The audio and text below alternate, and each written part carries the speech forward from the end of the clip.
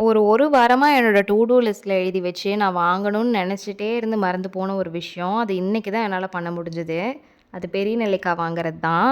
நம்மள்ல நெறையா பேருக்கு சின்ன நெல்லிக்காய்னா ரொம்ப பிடிக்கும். எனக்கும் அப்படிதான். ஆனா பெரிய நெல்லிக்காய்ல இருக்கிற ஹெல்த் பெனிஃபிட்ஸ் அளவுக்கு சின்ன நெல்லிக்காய்ல கிடையாதுங்கிறதுனாலயே, அத முக்காவாசி தவிர்த்தர்றது. எப்பவாவது அக்கேஷனலா வேணா எடுத்துக்குவேன். அப்புறம் என்னோட ஃபுட் ஹேபிட் இப்படி தான் இருக்கணும்னு சொல்லி நான் கான்ஷியஸா எடுத்த முடிவு என்னன்னா, நம்ம இருக்கக்கூடிய வெதர்ல விளையும் இல்லையா காய்கறிகள், பழங்கள், அப்புறம் சீசனலா நமக்கு கிடைக்கக்கூடிய ஒரு சில காய்கறிகள், பழங்கள் இதெல்லாம் வந்துட்டு எடுத்துக்கணும்னு நான் நெனைப்பேன், எடுத்துக்குவேன்.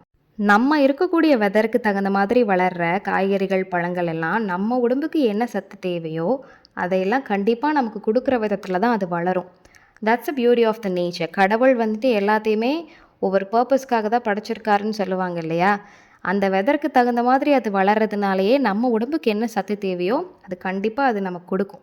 எங்கிருந்தோ இம்போர்ட் பண்ணி பதப்படுத்தப்பட்டு கொண்டு வர பொருட்கள நம்ம உட்கொள்றத விட, நம்ம ஊர்ல, நம்ம வெதர்ல விளையிற காய்கறி, பழங்கள எடுத்துக்கிறது மூலியமா, அதோட சத்து நமக்கு 100% கிடைக்கிறதுக்கு நெறைய வாய்ப்பு இருக்கு. அப்புறம் நம்ம அது எந்த அளவுல எடுத்துக்கிறோம் அப்படிங்கிறதுலயும் அதோட சீக்ரெட் ஒளிஞ்சிருக்கு. ஸோ இந்த மாதிரி நம்ம ஃபுட் ஹேபிட் அமையிறப்போ, நமக்கு அந்த ஹெல்த் பெனிஃபிட்ஸ் அதிகம் அப்படின்னு சொல்லி நான் நெனைக்கிற ஆளு. எப்பவும் வெளிய போயிட்டு சாயந்திரமா வீட்டுக்கு வந்ததுக்கப்புறம், நான் பண்ற ஒரு விஷயம் என்னன்னா, நான் வளர்த்துற என்னோட இன்டோர் பிளான்ட்ஸுக்கு தண்ணி விடுறது தான்.